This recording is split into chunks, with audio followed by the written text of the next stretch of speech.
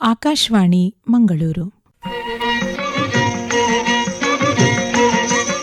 ವನಿತಾ ವಾಣಿ, ಮಹಿಳೆಯರಿಗಾಗಿ ಕಾರ್ಯಕ್ರಮ.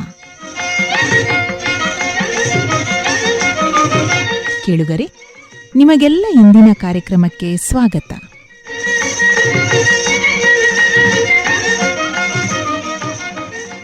ಇಂದಿನ ಕಾರ್ಯಕ್ರಮದಲ್ಲಿ ಕೇಳಿ ರಾಷ್ಟ್ರೀಯ ವೈದ್ಯರ ದಿನದ ಅಂಗವಾಗಿ ಭಾಷಣ, ಜನರಕ್ಷಕರಿಗೊಂದು ನಮನ.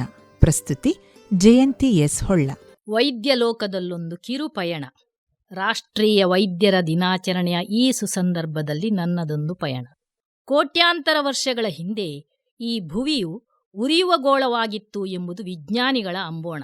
ಕಾಲ ಸರಿದಂತೆ ಅದು ತಣ್ಣಗಾಗುತ್ತಾ ಬಂದು ಎಲ್ಲೋ ಅಲ್ಪ ಸ್ವಲ್ಪ ಜಲ ಸಂಗ್ರಹವಾಗಿ ಆ ಜಲದಲ್ಲಿ ಅತ್ಯಂತ ಸೂಕ್ಷ್ಮಾಣುಜೀವಿಗಳು ಜನಿಸಿ ವಿಕಸನ ಹೊಂದುತ್ತಾ ಏಕಕೋಶ ಬಹುಕೋಶ ಜೀವಿಗಳು ಆವಿರ್ಭವಿಸಿ ಮತ್ತಷ್ಟು ವರುಷಗಳುರುಳಿದಾಗ ಉಭಯವಾಸಿಗಳು, ಹಕ್ಕಿಗಳು, ಸರೀಸೃಪಗಳು, ವಾನರರು, ಅಲ್ಲಿಂದ ಮುಂದೆ ಮಾನವನ ಉದಯ ಆಗಿರಬಹುದು. ಈ ಬಗೆಯ ವಿಕಾಸಕ್ಕೆ ಕೋಟ್ಯಾಂತರ ವರ್ಷಗಳು ಬೇಕು. ಡಾರ್ವಿನ್ನನ ವಿಕಾಸವಾದವೂ ಕೂಡ ಇದನ್ನೇ ಪುಷ್ಟೀಕರಿಸುತ್ತದೆ. ಅಲೆದಾಡಿಕೊಂಡು ಬದುಕುತ್ತಿದ್ದ ಮಾನವ ಕ್ರಮೇಣ ನದೀ ತೀರದಲ್ಲಿ ನೆಲೆ ನಿಂತು ವಸತಿ ನಿರ್ಮಿಸಿಕೊಂಡು ಕುಟುಂಬ ಸಮಾಜಗಳು ಅಸ್ತಿತ್ವಕ್ಕೆ ಬಂತು. ಶಿಲಾಯುಗದ ಕಾಲದಲ್ಲಿ ಶಿಲೆಗಳೇ ಆಯುಧಗಳಾಗಿ ಬಳಕೆಯಾಗುತ್ತಾ ಇತ್ತು. ಆ ಯುಗದಲ್ಲಿಯೇ ಪ್ರಾಯಶಃ ಕೆಲವೊಮ್ಮೆ ಅಸೌಖ್ಯತೆಗೆ ಜೀವವು ಒಳಗಾದಾಗ ಪ್ರಕೃತಿಯಲ್ಲಿರುವಂತಹ ಹೂ, ಎಲೆ, ಹಣ್ಣು, ಕಾಯಿ, ನಾರು, ಬೇರುಗಳನ್ನು ಔಷಧವಾಗಿ ಬಳಸಿಕೊಳ್ಳುತ್ತಾ ಆರೋಗ್ಯ ರಕ್ಷಣೆಯನ್ನು ಮಾಡಿಕೊಳ್ಳುತ್ತಿದ್ದಿರಬೇಕು. ಯುಗ ಯುಗಗಳು ಕಳೆದಂತೆ ಕೆಲವರು ಈ ಕ್ಷೇತ್ರದಲ್ಲಿ ಹೆಚ್ಚಿನ ನಿಷ್ಣಾತರಾಗಿ, ಪಂಡಿತರಾಗಿ, ವೈದ್ಯರಾಗಿ ಸಮಾಜದ ಶುಶ್ರೂಷೆಯಲ್ಲಿ ತೊಡಗಿಸಿಕೊಳ್ಳುತ್ತಾ ಆರೋಗ್ಯವೇ ಮಹಾಭಾಗ್ಯ ಎಂಬ ಸತ್ಯವನ್ನು ಸರ್ವರು ಅರಿತುಕೊಳ್ಳುವ ಹಾಗಾಯಿತು.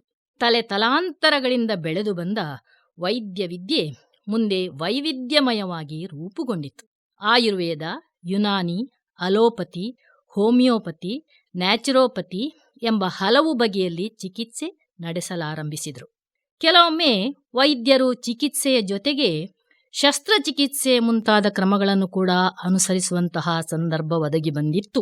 ವೈದ್ಯ ವಿಜ್ಞಾನ ಸಾಗಿ ಬಂದ ಪಯಣ ಇದು ಎಂಬುದನ್ನು ಪುರಾಣ ಇತಿಹಾಸಗಳಿಂದ ನಾವು ಅರಿತುಕೊಳ್ಳುವುದಕ್ಕೆ ಆಗುತ್ತದೆ. ವೈದ್ಯೋ ನಾರಾಯಣ ಹರಿಹಿ. ಅಂದಿನಿಂದ ಇಂದಿನವರೆಗೆ ಮನುಕುಲದ ಒಳಿತಿಗಾಗಿ, ಏಳಿಗೆಗಾಗಿ, ಆರೋಗ್ಯಕ್ಕಾಗಿ ಶ್ರಮಿಸಿದ ವೈದ್ಯ ಸಮುದಾಯಕ್ಕೆ ಶಿರಬಾಗಿ ವಂದಿಸಿಕೊಳ್ಳುತ್ತಾ ಜುಲೈ 1 ಅಂದರೆ ನಾಳೆ ರಾಷ್ಟ್ರೀಯ ವೈದ್ಯರ ದಿನಾಚರಣೆಯ ಈ ಸಂದರ್ಭದಲ್ಲಿ ದೇವರಂತೆ ನಮ್ಮನ್ನೆಲ್ಲ ಕಾಯುವ ವೈದ್ಯ ವೃಂದದವರೆಲ್ಲರಿಗೂ ಶುಭವನ್ನು ಹಾರೈಸುತ್ತಾ ಇದ್ದೇನೆ. ವೈದ್ಯರು ಅಂದರೆ ರೋಗ, ಗಾಯ ಮತ್ತು ಇತರ ದೈಹಿಕ ಅಥವಾ ಮಾನಸಿಕ ದುರ್ಬಲತೆಗಳನ್ನು ಅಧ್ಯಯನ ಮಾಡುವ, ರೋಗ ನಿರ್ಣಯ ಮಾಡುವ ಮೂಲಕ ಆರೋಗ್ಯವನ್ನು ಉತ್ತೇಜಿಸುವ ಅಥವಾ ಮರುಸ್ಥಾಪಿಸುವ ವೃತ್ತಿಯನ್ನು ಹೊಂದಿದ ವೃತ್ತಿಪರರು. ವೈದ್ಯ ಎಂಬ ಪದವು ವೈದ್ಯಕೀಯ ವೃತ್ತಿಯ ವ್ಯಕ್ತಿಯನ್ನು ಸೂಚಿಸುತ್ತದೆ. ಆಂತರಿಕ ಔಷಧದಲ್ಲಿ ಪರಿಣತಿ ಹೊಂದಿರುವ ಇವರನ್ನು ಡಾಕ್ಟರ್ ಎನ್ನುವರು. ಈ ವೃತ್ತಿಯಲ್ಲಿ ನಿರತರಾಗಿರುವವರು ನಿರ್ದಿಷ್ಟ ರೋಗಗಳ ವರ್ಗಗಳು, ಹಲವು ಪ್ರಕಾರದ ರೋಗಿಗಳು ಮತ್ತು ಚಿಕಿತ್ಸಾ ವಿಧಾನಗಳ ಮೇಲೆ ತಮ್ಮ ಗಮನವನ್ನು ಕೇಂದ್ರೀಕರಿಸುತ್ತಾರೆ. ವ್ಯಕ್ತಿಗಳು, ಕುಟುಂಬಗಳು ಮತ್ತು ಸಮುದಾಯಗಳಿಗೆ ನಿರಂತರ ಹಾಗೂ ಪರಿಪೂರ್ಣ ವೈದ್ಯಕೀಯ ಆರೈಕೆಯನ್ನು ಒದಗಿಸುವ ಜವಾಬ್ದಾರಿಯನ್ನು ಒಮ್ಮೊಮ್ಮೆ ವಹಿಸಿಕೊಳ್ಳುತ್ತಾರೆ. ವೈದ್ಯಕೀಯ ವಿಜ್ಞಾನ ಮತ್ತು ಅದರ ಅನ್ವಯಿಕ ಅಭ್ಯಾಸದಲ್ಲಿ ಸಾಮರ್ಥ್ಯ, ವೈದ್ಯಶಾಸ್ತ್ರದ ಕಲೆ ಅಥವಾ ಕೌಶಲ ಇದೆರಡರ ಅಗತ್ಯವೂ ಇರುತ್ತದೆ. ವೈದ್ಯರಾಗಬೇಕಾದ್ರೆ ವೈದ್ಯಕೀಯದ ನೀತಿಶಾಸ್ತ್ರ, ಕಲೆ ಮತ್ತು ವಿಜ್ಞಾನ, ವಿಶ್ಲೇಷಣಾತ್ಮಕ ಕೌಶಲ್ಯಗಳು ಮತ್ತು ವಿಮರ್ಶಾತ್ಮಕ ಚಿಂತನೆಗಳು, ಶಸ್ತ್ರಚಿಕಿತ್ಸಾ ಕೌಶಲ್ಯಗಳು, ವೃತ್ತಿಪರತೆ, ನಿರ್ವಹಣಾ ಕೌಶಲ್ಯಗಳು ಮತ್ತು ಸಂವಹನ ಕೌಶಲ್ಯಗಳಲ್ಲಿಯೂ ಕೂಡ ಪರಿಣತಿ ಇರಲೇಬೇಕಾಗುತ್ತದೆ. ಮಾತ್ರವಲ್ಲ, MBBS, MD, DO ಅಥವಾ MDCM ಮುಂತಾದ ಶಿಕ್ಷಣದ ಅಗತ್ಯವೂ ಇದೆ. ಚಿಕಿತ್ಸಾಲಯಗಳು ಹಾಗೂ ಆಸ್ಪತ್ರೆಗಳು ಇವರ ಉದ್ಯೋಗ ಕ್ಷೇತ್ರಗಳು. ವೈದ್ಯ ಎಂಬ ಪದವು ಆಂತರಿಕ ಔಷಧದಲ್ಲಿ ತಜ್ಞರನ್ನು ಅಥವಾ ಅದರ ಹಲವು ಉಪವಿಶೇಷತೆಗಳನ್ನು ಸೂಚಿಸುತ್ತದೆ. ಪೋಡಿಯಾಟ್ರಿಸ್ಟ್ ಎಂಬುದು ಪಾದ, ಕಣಕಾಲು ಮತ್ತು ಕಾಲಿನ ಸಂಬಂಧಿತ ರಚನೆಗಳ ಅಸ್ವಸ್ಥತೆಗಳ ಚಿಕಿತ್ಸೆಗೆ ಮೀಸಲಾಗಿರುವ ವೈದ್ಯಕೀಯ ವೃತ್ತಿಪರರು. ವೈದಿಕ ಶಾಸ್ತ್ರದ ಅನುಸಾರವಾಗಿ ರೋಗಿಗಳ ಚಿಕಿತ್ಸೆಯನ್ನು ಮಾಡುವವ ವೈದ್ಯಕೀಯ ಶಿಕ್ಷಣವನ್ನು ಪೂರ್ಣಗೊಳಿಸಿದವನಾಗಿರಬೇಕು. ದಂತವೈದ್ಯವು ಒಸಡುಗಳು ಮತ್ತು ಬಾಯಿಯ ಮೇಲೆ ಕೇಂದ್ರೀಕರಿಸಿದ ವೈದ್ಯಕೀಯ ಶಾಖೆಯಾಗಿದೆ. ಇದು ಬಾಯಿಯ ರೋಗಗಳು, ಅಸ್ವಸ್ಥತೆಗಳು ಮತ್ತು ಸ್ಥಿತಿಗಳ ಅಧ್ಯಯನ, ರೋಗ ನಿರ್ಣಯ, ಅದರ ತಡೆಗಟ್ಟುವಿಕೆ, ನಿರ್ವಹಣೆ ಮತ್ತು ಚಿಕಿತ್ಸೆಗಳನ್ನು ಒಳಗೊಂಡಿದೆ. ಈ ಬಗೆಯ ವೈದ್ಯರನ್ನು ದಂತವೈದ್ಯರು ಎನ್ನುವರು. ಈ ಬಗೆಯ ವೈದ್ಯರು BDS, BDSC, BSCD, BM ಮುಂತಾದ ಪದವಿಗಳನ್ನು ಗಳಿಸಿದವರು ಇರ್ತಾರೆ. ದಂತ ಚಿಕಿತ್ಸೆಯಲ್ಲಿ MSD, MMSC, MDS, MS, MCS, MSM ಮೊದಲಾದ ಸ್ನಾತಕೋತ್ತರ ಪದವಿಗಳನ್ನು ಕೂಡ ಪಡೆದ ದಂತವೈದ್ಯರು ಇರುತ್ತಾರೆ. ಹಾಗೆಯೇ ದಂತವೈದ್ಯದಲ್ಲಿ ಡಾಕ್ಟರೇಟ್ ಪದವೀಧರರು ಕೂಡ ಇರ್ತಾರೆ. ಮಾನಸಿಕ ರೋಗ ತಜ್ಞರು ಅಥವಾ ಮನೋವೈದ್ಯರು, ಇವರು ಮಾನಸಿಕ ಆರೋಗ್ಯ ಸಮಸ್ಯೆಗಳಿಗೆ ಚಿಕಿತ್ಸೆ ನೀಡುವ ವೈದ್ಯರು. ಸಾಮಾನ್ಯವಾಗಿ ಖಿನ್ನತೆ, ಆಂತರಿಕ ಆಲೋಚನೆಗಳ ಸಮಸ್ಯೆಗಳು ಮತ್ತು ಇತರ ಮಾನಸಿಕ ಅಸ್ವಸ್ಥತೆಗಳನ್ನು ಪತ್ತೆ ಹಚ್ಚಿ ಚಿಕಿತ್ಸೆ ನೀಡುತ್ತಾರೆ. ಖಿನ್ನತೆ, ಆತಂಕ ಮತ್ತು ಸ್ಕಿಜೋಫ್ರೇನಿಯಾದಂತಹ 200ಕ್ಕೂ ಹೆಚ್ಚು ವಿಧಗಳ ಅಸೌಖ್ಯತೆಗಳಿರ್ತವೆ. ಮನೋವೈದ್ಯಕೀಯ ಸಮಾಲೋಚನೆಯು ಮಾನಸಿಕ ಆರೋಗ್ಯವನ್ನು ಸುಧಾರಿಸಬಹುದು. ಆತಂಕದಂತಹ ಸಮಸ್ಯೆಗಳು ಕೂಡ ಇದರಿಂದ ಪರಿಹಾರ ಆಗುತ್ತದೆ. ಹಿಂದಿನದನ್ನು ಬಿಟ್ಟು ಮುಂದುವರಿಯಲು ಇದು ಸಹಾಯ ಮಾಡುತ್ತದೆ. ಜೀವನದಲ್ಲಿ ಸಕಾರಾತ್ಮತೆಯನ್ನು ತರುವುದಕ್ಕೆ ಸಾಧ್ಯ. ದುಶ್ಚಟಗಳ ನಿವಾರಣೆಗೂ ಸಮಾಲೋಚನೆಗಳು ಸಹಕಾರಿಯಾಗುತ್ತದೆ. ಅಲೋಪತಿ ಎಂದರೆ ಆಧುನಿಕ ಅಥವಾ ಪಾಶ್ಚಿಮಾತ್ಯ ವೈದ್ಯಕೀಯ ಪದ್ಧತಿಯಾಗಿದೆ. ರೋಗದ ಗುಣಲಕ್ಷಣಗಳನ್ನು ಗುಣಪಡಿಸಲು ಔಷಧಿಗಳು, ಶಸ್ತ್ರಚಿಕಿತ್ಸೆ ಮತ್ತು ಇತರ ವೈಜ್ಞಾನಿಕ ಚಿಕಿತ್ಸಾ ವಿಧಾನಗಳನ್ನು ಕೂಡ ಬಳಸಲಾಗುತ್ತದೆ. ಸಾಮಾನ್ಯವಾಗಿ ವೈದ್ಯರು ಚಿಕಿತ್ಸೆ ನೀಡುವಲ್ಲಿ ಕೆಲವು ಹೆಜ್ಜೆಗಳನ್ನು ಅನುಸರಿಸುತ್ತಾರೆ. ರೋಗ ನಿರ್ಣಯ ಮಾಡುವುದು, ರೋಗ ಲಕ್ಷಣಗಳನ್ನು ಪರಿಶೀಲಿಸಿ ಮತ್ತು ವೈದ್ಯಕೀಯ ಪರೀಕ್ಷೆಗಳ ಮೂಲಕ ರೋಗಗಳನ್ನು ಗುರುತಿಸುವುದು. ಇನ್ನೊಂದು ಚಿಕಿತ್ಸೆ. ರೋಗಿಗಳಿಗೆ ಚಿಕಿತ್ಸೆ ನೀಡಲು ಔಷಧಿಗಳು, ಶಸ್ತ್ರಚಿಕಿತ್ಸೆ ಅಥವಾ ಇತರ ವಿಧಾನಗಳನ್ನು ಬಳಸುವರು. ಆರೋಗ್ಯ ಶಿಕ್ಷಣ. ರೋಗಿಗಳಿಗೆ ತಮ್ಮ ಆರೋಗ್ಯವನ್ನು ಹೇಗೆ ನೋಡಿಕೊಳ್ಳಬೇಕು ಎಂಬುದರ ಬಗ್ಗೆ ಸಲಹೆ ನೀಡುವರು. ಸಂಶೋಧನೆ. ಹೊಸ ಚಿಕಿತ್ಸೆಗಳು ಹಾಗೂ ರೋಗಗಳನ್ನು ತಡೆಗಟ್ಟುವ ವಿಧಾನಗಳ ಬಗ್ಗೆ ಸಂಶೋಧನೆಯಲ್ಲಿ ತೊಡಗುತ್ತಾರೆ. ಬೋಧನೆ. ವೈದ್ಯಕೀಯ ವಿದ್ಯಾರ್ಥಿಗಳಿಗೆ, ಇತರ ವೈದ್ಯಕೀಯ ವೃತ್ತಿಪರರಿಗೆ ಕೂಡ ಇವರು ತರಬೇತಿ ನೀಡುವುದುಂಟು. ವೈದ್ಯರು ತಮ್ಮ ಅಭ್ಯಾಸವನ್ನು ಕೆಲವು ರೋಗ ವರ್ಗಗಳು, ರೋಗಿಗಳ ಪ್ರಕಾರಗಳು ಮತ್ತು ಚಿಕಿತ್ಸೆಯ ವಿಧಾನಗಳ ಮೇಲೆ ಕೇಂದ್ರೀಕರಿಸಬಹುದು. ಅಂಗರಚನಾಶಾಸ್ತ್ರ ಮತ್ತು ಶರೀರಶಾಸ್ತ್ರ ಆಧಾರವಾಗಿರುವ ಕಾಯಿಲೆಗಳು ಮತ್ತು ಅವುಗಳಿಗೆ ಚಿಕಿತ್ಸೆ ನೀಡುವುದು ವೈದ್ಯಕೀಯ ವಿಜ್ಞಾನವೂ ಹೌದು. ವೃತ್ತಿಯ ಕಲೆ, ಕರಕುಶಲತೆಯೂ ಕೂಡ ಹೌದು. ವೈದ್ಯರು ರೋಗಿಗಳಿಗೆ ಪರಿಗಣನೆ, ಸಹಾನುಭೂತಿ ಮತ್ತು ದಯೆಯನ್ನು ತೋರಿಸಬೇಕು ಎಂಬುದನ್ನು ವೈದ್ಯಕೀಯ ಶಾಸ್ತ್ರಗಳೇ ಸೂಚಿಸುತ್ತವೆ. ಪ್ರಾಥಮಿಕ ಚಿಕಿತ್ಸಾ ವೈದ್ಯರು ರೋಗಿಗಳಿಗೆ ರೋಗಗಳನ್ನು ತಡೆಗಟ್ಟುವಲ್ಲಿ ಮತ್ತು ಆರೋಗ್ಯ ಸಮಸ್ಯೆಗಳನ್ನು ಗುರುತಿಸಿ ಪತ್ತೆ ಹಚ್ಚುವಲ್ಲಿ ಮಾರ್ಗದರ್ಶನ ನೀಡುತ್ತಾರೆ. ಕುಟುಂಬ ವೈದ್ಯರು ಯಾವುದೇ ವಯಸ್ಸಿನ ರೋಗಿಗಳನ್ನು ನೋಡಿಕೊಳ್ಳಲು ತರಬೇತಿ ಪಡೆದಿರುತ್ತಾರೆ. ಅಲೋಪತಿ ವೈದ್ಯರು ರೋಗಿಯ ಇತಿಹಾಸವನ್ನು ದಾಖಲಿಸುವುದು, ದೈಹಿಕ ಪರೀಕ್ಷೆಗಳನ್ನು ನಡೆಸುವುದು, ಲಸಿಕೆಗಳನ್ನು ನೀಡುವುದು, ಔಷಧಿಗಳನ್ನು ಶಿಫಾರಸು ಮಾಡುವುದು, ಶಸ್ತ್ರಚಿಕಿತ್ಸೆ ನಡೆಸುವುದು, ಭೌತ ಚಿಕಿತ್ಸೆಗಳಿಗೆ ಆದೇಶಿಸುವುದು, ಕುಟುಂಬಗಳೊಂದಿಗೆ ಸಮಾಲೋಚನೆ ನಡೆಸುವುದು ಮುಂತಾದ ಕ್ರಮಗಳನ್ನೆಲ್ಲ ಅವರು ಅನುಸರಿಸುತ್ತಾರೆ. ಅಲೋಪತಿ ಔಷಧವು ವಿಜ್ಞಾನ ಆಧಾರಿತ ಆಧುನಿಕ ಔಷಧವನ್ನು ವ್ಯಾಖ್ಯಾನಿಸುವಂತಹ ಪದವಾಗಿದೆ. ವೈದ್ಯರು ಅತ್ಯಾಧುನಿಕ ತಂತ್ರಜ್ಞಾನವನ್ನು ಬಳಸಿಕೊಂಡು ತೀವ್ರವಾದ ಮತ್ತು ಮಾರಣಾಂತಿಕ ಗಾಯಗಳು ಮತ್ತು ಕಾಯಿಲೆಗಳನ್ನು ಗುಣಪಡಿಸುವ ವ್ಯವಸ್ಥೆಯನ್ನು ಅನುಸರಿಸುತ್ತಾರೆ. ಅಲೋಪತಿ ಪದ್ಧತಿಯಲ್ಲಿ ಅರಿವಳಿಕೆ ಶಾಸ್ತ್ರ, ಪರಮಾಣು ಔಷಧ, ಪ್ರಸೂತಿ ಮತ್ತು ಸ್ತ್ರೀರೋಗ ಶಾಸ್ತ್ರ, ನೇತ್ರ ವಿಜ್ಞಾನ, ವಿಕಿರಣಶಾಸ್ತ್ರ, ಶಸ್ತ್ರಚಿಕಿತ್ಸೆ, ಮೂತ್ರಶಾಸ್ತ್ರ, ಮನೋವೈದ್ಯಶಾಸ್ತ್ರ ಮತ್ತು ನರವಿಜ್ಞಾನ, ಪ್ರಿವೆಂಟಿವ್ ಮೆಡಿಸಿನ್ ಮುಂತಾದ ಹಲವಾರು ವೈದ್ಯಕೀಯ ವಿಶೇಷತೆಗಳಿವೆ.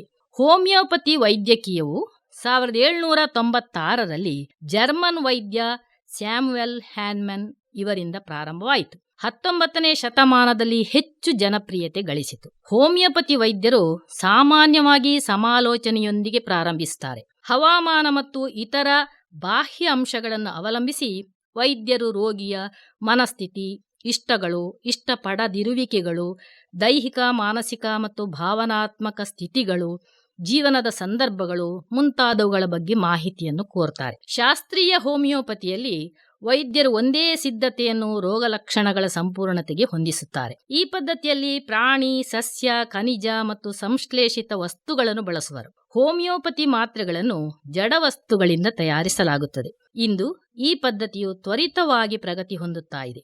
ಗುಳಿಗೆಗಳ ಸುರಕ್ಷೆ ಹಾಗೂ ಚಿಕಿತ್ಸೆಯ ಸೌಮ್ಯತೆಯಿಂದಾಗಿ ಭಾರತದಲ್ಲಿ ಈ ಪದ್ಧತಿಯು ಮನೆ ಮಾತಾಗಿದೆ. ಇವರ ಶಿಕ್ಷಣ ಎಷ್ಟು ಅಂತ ಕೇಳಿದರೆ 5.5 ವರ್ಷಗಳ ಅವಧಿಯ ಶಿಕ್ಷಣ. ಹಾಗೆಯೇ MD ಶಿಕ್ಷಣವು 3 ವಿಷಯಗಳಲ್ಲಿ ಇದರಲ್ಲಿ ಲಭ್ಯ ಇರ್ತದೆ. ಇನ್ನೊಂದು ಆಯುರ್ವೇದ ವಿಭಾಗ.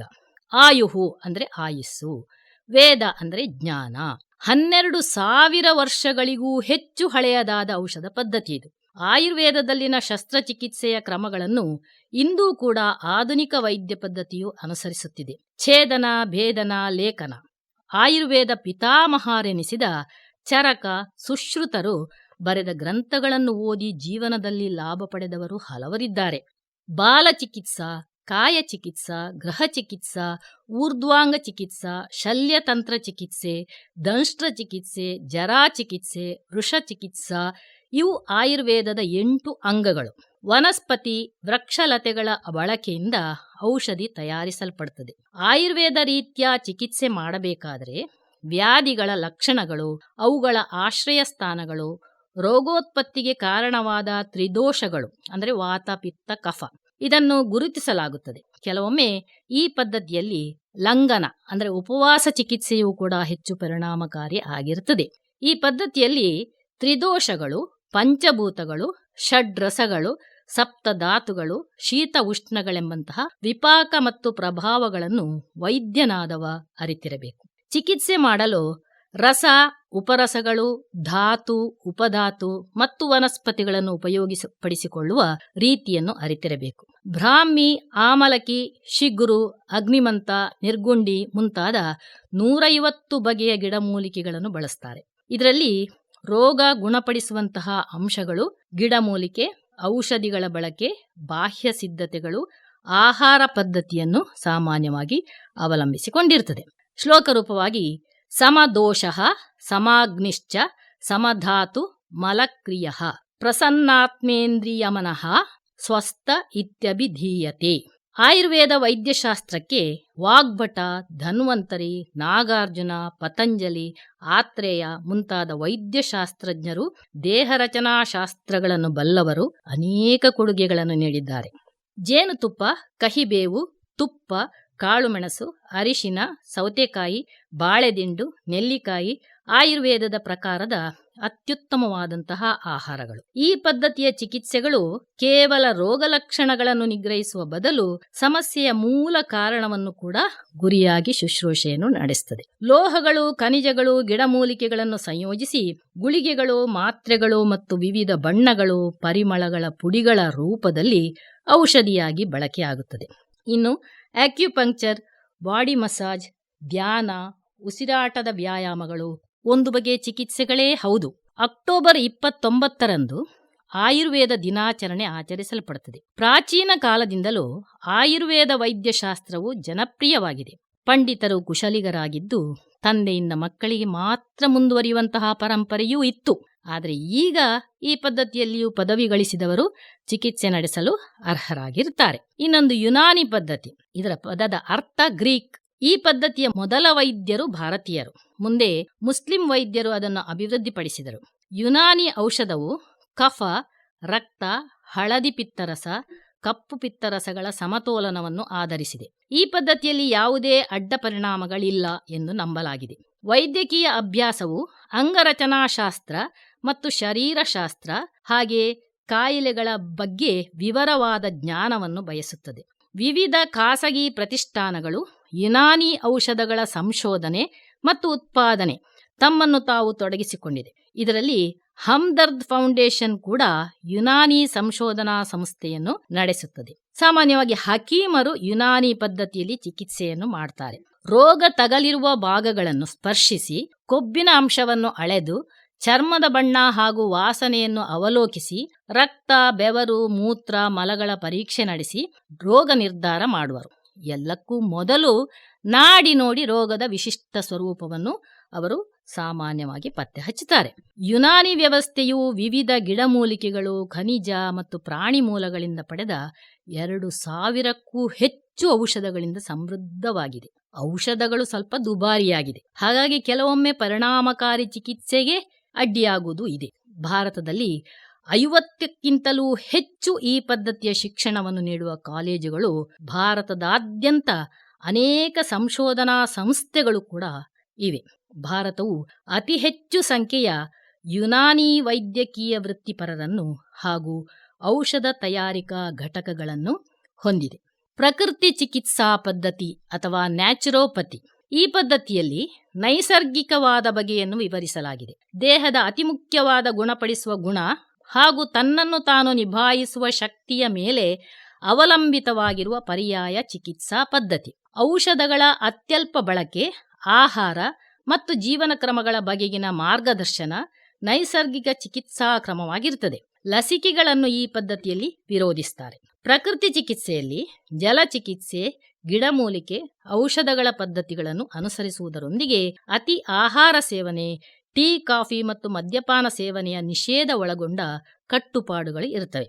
ಈ ಪದ್ಧತಿಯಲ್ಲಿ ನೈತಿಕ ನಡವಳಿಕೆಯ ಕ್ರಮಗಳನ್ನು ವಿವರಿಸಲಾಗಿದೆ. ಯಾವಾಗಲೂ ರೋಗಿಗಳಿಗೆ ಕಡಿಮೆ ಅಪಾಯವಿರುವ ಹಾಗೂ ಅತ್ಯಂತ ಪರಿಣಾಮಕಾರಿಯಾದ ಚಿಕಿತ್ಸಾ ಕ್ರಮವನ್ನು ಅನುಸರಿಸಬೇಕು ಎಂಬುದು ಅವರ ಸೂಚನೆ. ಮನುಷ್ಯನಲ್ಲಿರುವ ಸ್ವಾಭಾವಿಕ ಶಕ್ತಿಯನ್ನು ಗುರುತಿಸಿ ಅದನ್ನು ಹೆಚ್ಚಿಸಬೇಕು. ಕಾಯಿಲೆಗಳನ್ನು ಗುರುತಿಸುವುದರ ಜೊತೆಗೆ ಅದರ ಹಿಂದಿನ ಕಾರಣಗಳನ್ನೂ ಕಂಡುಹಿಡಿದು ಅವುಗಳನ್ನು ನಿವಾರಿಸಬೇಕು. ರೋಗಿಗಳಿಗೆ ಅವರ ಹೊಣೆಗಾರಿಕೆಯನ್ನು ಹೆಚ್ಚುವಂತೆ ಪ್ರೋತ್ಸಾಹಿಸಬೇಕು.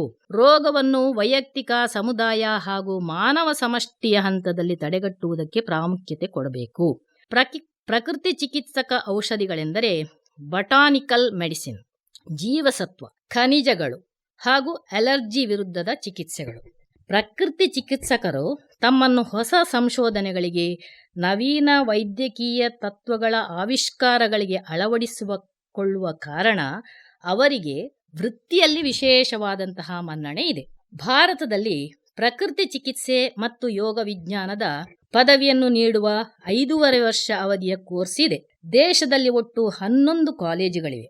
ಭಾರತ ಸರ್ಕಾರದ ಆರೋಗ್ಯ ಮತ್ತು ಕುಟುಂಬ ಕಲ್ಯಾಣ ಮಂತ್ರಾಲಯದ ಆಯುಷ್ ಇಲಾಖೆಯ ಅಡಿಯಲ್ಲಿ ಭಾರತೀಯ ವೈದ್ಯ ಪದ್ಧತಿಗಳಲ್ಲಿ ಪ್ರಕೃತಿ ಚಿಕಿತ್ಸೆ ಮತ್ತು ಯೋಗವನ್ನು ವಿಂಗಡಿಸಲಾಗಿದೆ.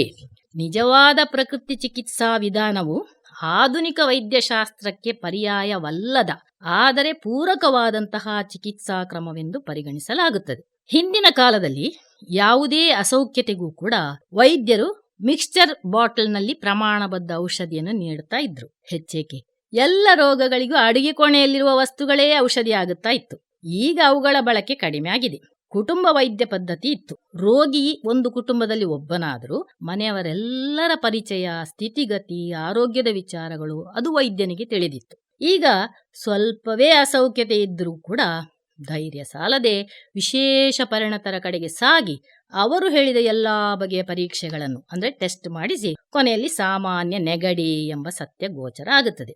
ಅಲ್ಲಿಗೆ ಹಣ ಮಾತ್ರ ಅಪವ್ಯಯ ಆಗುತ್ತಾ ಹೋಗುತ್ತದೆ. ಒಂದು ಚಿಕ್ಕ ಗಾಯಕ್ಕೆ ಹಿಂದೆ ತೆಂಗಿನೆಣ್ಣೆ ಮತ್ತು ಅಮ್ಮನ ಪ್ರೀತಿಯ ಅಪ್ಪುಗೆ ಅಷ್ಟೇ ಚಿಕಿತ್ಸೆ ಆಗ್ತಾ ಇತ್ತು, ಔಷಧ ಆಗ್ತಾ ಇತ್ತು. ಆದರೆ ಈಗ ಹಾಗಲ್ಲ. ವೈದ್ಯರು ರೋಗಿಗಳೊಂದಿಗೆ ಭಾವನಾತ್ಮಕವಾಗಿ ಸ್ಪಂದಿಸಿದಾಗ ಮಾತ್ರ ಶುಶ್ರೂಷೆ ಸರಿದಾರಿಯಲ್ಲಿ ಸಾಗುತ್ತದೆ. ರೋಗಿಗಳು ಅನಾವಶ್ಯಕ ಪ್ರಶ್ನೆಗಳನ್ನು ಕೇಳಿದರೆ ಕೆಲವೊಮ್ಮೆ ವೈದ್ಯರು ಕೂಡ ಸಿಟ್ಟಿಗೇಳುತ್ತಾರೆ. ವೈದ್ಯನಾಗಲಿ ರೋಗಿಯಾಗಲಿ ದೈಹಿಕ ಮಾನಸಿಕ ಸೌಖ್ಯದೆಡೆಗೆ ದೃಷ್ಟಿ ಹರಿಸಿದರೆ ಅದು ಒಳಿತಾದೀತು. ವೈದ್ಯರು ಸಮಾಜದ ಆರೋಗ್ಯ ಮತ್ತು ಯೋಗಕ್ಷೇಮದಲ್ಲಿ ಪ್ರಮುಖ ಪಾತ್ರ ವಹಿಸುತ್ತಾರೆ. ಅವರಲ್ಲಿ ಅಸಾಧಾರಣ ಕೌಶಲ್ಯವಿರುತ್ತದೆ. ಉತ್ತಮ ನಾಯಕತ್ವ ಹೊಂದಿದವರು, ಪ್ರಾಮಾಣಿಕವಾಗಿ ಚಿಕಿತ್ಸೆ ನೀಡುವವರು. ವೈದ್ಯೋ ನಾರಾಯಣ ಹರಿಹಿ, ಅಂದರೆ ವೈದ್ಯರು ದೇವರ ಸಮಾನರು. ಒಬ್ಬ ವೈದ್ಯ ತಾಯಿ, ತಂದೆ, ಗುರು ಪಾತ್ರಗಳಲ್ಲಿ ನಿಂತು ಉಪಚರಿಸುವವರು. ಧ್ಯಾನ ವಿದ್ಯೆಯನ್ನು ಅಭ್ಯಸಿಸಿ ಆತ್ಮಾನುಬಂಧವನ್ನು ಹೊಂದಿರುವವರು. ವೈದ್ಯರೆಂದರೆ ನಮ್ಮನ್ನೆಲ್ಲ ಭುವಿಗಳಿಸಿದ ಭಗವಂತನಷ್ಟೇ ಶ್ರೇಷ್ಠರು. ಆತ್ಮೀಯವಾಗಿ ಸಂವಹನ ಮಾಡಿ ಅರ್ಧ ಕಾಯಿಲೆಯನ್ನು ಮಾತಿನಿಂದಲೇ ಗುಣಪಡಿಸಬಲ್ಲವರು. ವೈದ್ಯರನ್ನು ಸಾಕ್ಷಾತ್ ಧನ್ವಂತರಿ ಎಂದು ಕೂಡ ಹೇಳಬಹುದು. ದಿನಕ್ಕೊಂದು ಬಗೆಯ ಚಿಕಿತ್ಸೆಯ ಅನ್ವೇಷಣೆ ಮಾಡುವರು. ಮನೆಯಲ್ಲೆಷ್ಟೇ ಸಮಸ್ಯೆಗಳಿದ್ದರೂ ರೋಗಿಗಳಿಗಾಗಿಯೇ ಸ್ಪಂದಿಸುವವರು. ಆಹಾರ ಸೇವನೆಯನ್ನು ಕೆಲವೊಮ್ಮೆ ಲೆಕ್ಕಿಸದೆ ಚಿಕಿತ್ಸೆ ಮಾಡ್ತಾ ಇರ್ತಾರೆ. ಭಗವಂತನನ್ನು ಭವರೋಗ ವೈದ್ಯನೆಂದು ನಂಬಿದ ಸನಾತನ ಸಂಸ್ಕೃತಿ ನಮ್ಮದು. ಜೀವ ಕೊಡುವವರು ತಂದೆ ತಾಯಿಗಳಾದರೆ ಜೀವ ತೊಂದರೆಗೆ ಸಿಲುಕಿದಾಗ ಪುನರ್ಜನ್ಮ ಕೊಡುವವರು ವೈದ್ಯರು. ಗೌರವಕ್ಕೆ ಅರ್ಹವಾದ ಕೆಲವೇ ವೃತ್ತಿಗಳಲ್ಲಿ ಅಗ್ರಗಣ್ಯವಾದದ್ದು ವೈದ್ಯ ವೃತ್ತಿ. ಸಮಾಜದಲ್ಲಿ ಪ್ರಮುಖ ಪಾತ್ರ ವಹಿಸುತ್ತಾರೆ. ರೋಗಿಗಳ ಯೋಗಕ್ಷೇಮಕ್ಕಾಗಿ ಜೀವನವನ್ನೇ ಮುಡಿಪಾಗಿಡುತ್ತಾರೆ. ವೈದ್ಯಕೀಯ ವಿಜ್ಞಾನವನ್ನು ಅರ್ಥೈಸಿಕೊಳ್ಳುತ್ತಾ ರೋಗಿಗಳ ಸ್ಥಿತಿಗೆ ತಕ್ಕಂತೆ ಚಿಕಿತ್ಸೆ ನೀಡಲು ತಮ್ಮ ಜ್ಞಾನವನ್ನು ಬಳಸಿಕೊಳ್ಳುತ್ತಾರೆ. ಅವರ ಕೊಡುಗೆಗಳು ಮತ್ತು ಅವಿಶ್ರಾಂತ ಪ್ರಯತ್ನಗಳನ್ನು ಜೀವಸಂಕುಲ ಎಂದೂ ಮರೆಯದು. ವೈದ್ಯರು ದೇಶ ಕಾಯುವ ಸೈನಿಕರಂತೆ ಜೀವಗಳನ್ನು ಉಳಿಸುವ ಸೈನಿಕರು. ಕರ್ತವ್ಯ ನಿರತರಾಗುತ್ತಾ ಕೆಲವೊಮ್ಮೆ ತಮ್ಮ ಜೀವಗಳನ್ನೂ ಅಪಾಯಕ್ಕೆ ಸಿಲುಕಿಸಿಕೊಳ್ಳುವುದುಂಟು. ಮಾನವ ಆರೋಗ್ಯಕ್ಕೆ ಅವರ ಕೊಡುಗೆ ನಿರೀಕ್ಷೆಗೆ ಮೀರಿದ್ದು.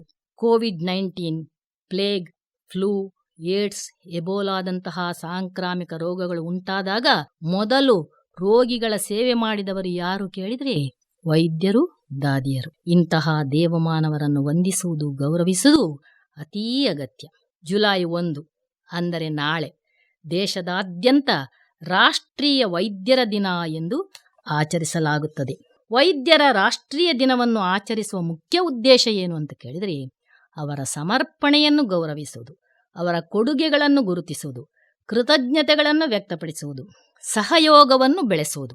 ಪಶ್ಚಿಮ ಬಂಗಾಳದ ಮೊದಲ ಮುಖ್ಯಮಂತ್ರಿ ಡಾಕ್ಟರ್ ಬಿಧನ್ ಚಂದ್ರ ರಾಯ್ ಅವರು ವೈದ್ಯಕೀಯ ರಂಗಕ್ಕೆ ನೀಡಿದ ವಿಶೇಷ ಕೊಡುಗೆಯನ್ನು ಸ್ಮರಿಸಿಕೊಳ್ಳುತ್ತಾ ಜುಲೈ 1 ಅಂದರೆ ನಾಳೆ ರಾಷ್ಟ್ರೀಯ ವೈದ್ಯರ ದಿನವೆಂದು ಸಮಾಜ ಆಚರಿಸ್ತಾ ಇದೆ. ಅವರು ಜನರಿಗಾಗಿ ತಮ್ಮ ಜೀವನವನ್ನು ಅರ್ಪಿಸಿದವರು. ಅನೇಕರಿಗೆ ಚಿಕಿತ್ಸೆ ನೀಡಿ ಲಕ್ಷಾಂತರ ಜನರಿಗೆ ಸ್ಫೂರ್ತಿಯಾದವರು. ಹಾಗಾಗಿ ಪ್ರತಿ ವರ್ಷ ಜುಲೈ 1ರಂದು ವೈದ್ಯಕೀಯ ಕ್ಷೇತ್ರದಲ್ಲಿ ವಿಶೇಷ ಸೇವೆ ಸಲ್ಲಿಸಿದವರನ್ನು ಗೌರವಿಸುವುದು, ಆದರಿಸುವುದು, ಸನ್ಮಾನಿಸುವುದು ಆದ್ಯ ಕರ್ತವ್ಯವೇ ಹೌದು. ಸಾಮಾನ್ಯವಾಗಿ ಆರೋಗ್ಯ ಸಂಸ್ಥೆಗಳು ಈ ಕಾರ್ಯವನ್ನು ನಿರ್ವಹಿಸುತ್ತದೆ. 1991ರಲ್ಲಿ ಮೊದಲ ಬಾರಿ ರಾಷ್ಟ್ರೀಯ ವೈದ್ಯರ ದಿನವನ್ನು ಆಚರಿಸಲಾಗಿತ್ತು. ಜೀವಸಂಕುಲಗಳಿಗೆ ಪುನರ್ಜನ್ಮ ನೀಡುವ ವೈದ್ಯ ಸಮುದಾಯದವರಿಗೆ ವಿಶೇಷ ಗೌರವವನ್ನು ನೀಡಲಾಗುತ್ತದೆ. ರಾಷ್ಟ್ರೀಯ ವೈದ್ಯರ ದಿನವನ್ನು ಹೀಗೂ ಆಚರಿಸಬಹುದು. ಆರೋಗ್ಯ ಸೇವಾ ದತ್ತಿ ಸಂಸ್ಥೆಗಳಿಗೆ ದೇಣಿಗೆ ನೀಡುವುದು, ಆನ್ಲೈನ್ ಕಾರ್ಯಕ್ರಮಗಳಲ್ಲಿ ಭಾಗವಹಿಸುವುದು, ವೃತ್ತಿಪರರಿಗೆ ಮೆಚ್ಚುಗೆಯನ್ನು ಸೂಚಿಸುವುದು, ವೈದ್ಯರ ಮಹತ್ವ ಮತ್ತು ಪಾತ್ರಗಳ ಬಗ್ಗೆ ಶ್ಲಾಘಿಸುವುದು, ಸಂಘ ಸಂಸ್ಥೆಗಳು ಸಮ್ಮಾನ ಕಾರ್ಯಕ್ರಮಗಳನ್ನು ಆಯೋಜಿಸುವುದು, ಈ ಎಲ್ಲ ಕಾರ್ಯಕ್ರಮಗಳನ್ನು ಹಮ್ಮಿಕೊಳ್ಳಬಹುದು. ಪ್ರತಿ ವರ್ಷ ಭಾರತೀಯ ವೈದ್ಯಕೀಯ ಸಂಘವು ರಾಷ್ಟ್ರೀಯ ವೈದ್ಯರ ದಿನಾಚರಣೆಯನ್ನು ಆಚರಿಸ್ತಾ ಇದೆ. ಪ್ರತಿಯೊಬ್ಬ ಭಾರತೀಯನು ದೇಶದ ಪ್ರಜೆಗಳ ಆರೋಗ್ಯಕ್ಕಾಗಿ ಜೀವನವನ್ನೇ ಮುಡಿಪಾಗಿಟ್ಟ ವೈದ್ಯರು, ಆರೋಗ್ಯ ವೃತ್ತಿಪರರಿಗೆ ವಿಶೇಷ ಗೌರವ ಸಲ್ಲಿಸುತ್ತಾನೆ. ನಾವೆಲ್ಲರೂ ಅವರಿಗೆ ಕೃತಜ್ಞರಾಗಬೇಕು. ಅಂತಹ ತಜ್ಞರ ಬಗ್ಗೆ ಹೆಮ್ಮೆ ಪಡಬೇಕು. ಬೇರೆ ಬೇರೆ ರಾಷ್ಟ್ರಗಳಲ್ಲಿ ಬೇರೆ ಬೇರೆ ದಿನಗಳಂದು ಈ ಕ್ಷೇತ್ರಕ್ಕೆ ಗೌರವ ಸಲ್ಲಿಸಲ್ಪಡುತ್ತದೆ.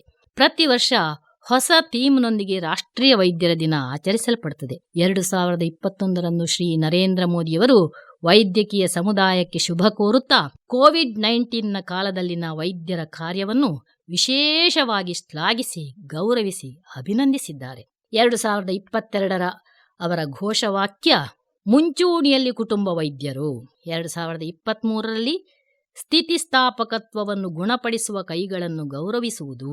2024ರಲ್ಲಿ ಗುಣಪಡಿಸುವ ಕೈಗಳು ಕಾಳಜಿಯುಳ್ಳ ಹೃದಯಗಳು ಎಂಬ ಘೋಷವಾಕ್ಯ. ನಮ್ಮ ವೈದ್ಯರು ನಮ್ಮ ಯೋಗಕ್ಷೇಮದ ರಕ್ಷಕರಾಗಿ, ನಮ್ಮ ದೇಹ ಮತ್ತು ಮನಸ್ಸಿನ ನೋವುಗಳನ್ನು ಗುಣಪಡಿಸುವ ದೀಪಗಳಾಗಿ ಸೇವೆ ಸಲ್ಲಿಸಿದ್ದಾರೆ. 2025 ಜುಲೈ ತಿಂಗಳ 1 ಅಂದರೆ ನಾಳೆ ನಾವೆಲ್ಲರೂ ಹೃತ್ಪೂರ್ವಕವಾದಂತಹ ಧನ್ಯವಾದಗಳನ್ನು ಸಲ್ಲಿಸುತ್ತಿದ್ದೇವೆ.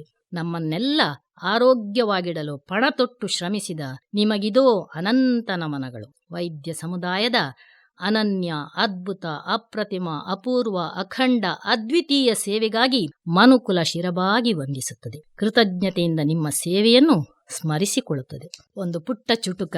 ವೈದ್ಯರು ಅಂದರೆ ದೇವರ ಸಮಾನ. ರೋಗಿಗಳ ಮೇಲಿರುತ್ತದೆ ಅವರ ಗಮನ. ನಡೆಸುವರು ಅವರೊಂದಿಗೆ ಮೃದುವಾದ ಸಂವಹನ. ನೀತಿ ನಿಯಮಗಳು ಅವರಿಗೆ ಸದಾ ಮನನ. ಚಿಕಿತ್ಸೆ ನೀಡುವರು ಎಲ್ಲರಿಗೂ ಸಮಾನ. ಮರುಜನ್ಮ ನೀಡುವ ಅವರಿಗೆ ನಮನ. ವೃದ್ಧಿಸಲಿ ವೈದ್ಯರಲ್ಲಿ ಚಿತ್ತ ಚೇತನದ ಚೈತನ್ಯ. ಹರಿ ಓಂ, ಹರಿ ಓಂ. ಧನ್ಯೋಸ್ಮಿ. ಇದುವರೆಗೆ ರಾಷ್ಟ್ರೀಯ ವೈದ್ಯರ ದಿನದ ಅಂಗವಾಗಿ ಜನರಕ್ಷಕರಿಗೊಂದು ನಮನ ಭಾಷಣ ಕೇಳಿದಿರಿ. ಪ್ರಸ್ತುತಿ ಜಯಂತಿ ಎಸ್ ಹೊಳ್ಳ. ಇದು ಇಂದಿನ ವನಿತಾವಾಣಿ. ಮತ್ತೆ ನಿಮ್ಮ ಭೇಟಿ ಮುಂದಿನ ಕಾರ್ಯಕ್ರಮದಲ್ಲಿ. ನಮಸ್ಕಾರ.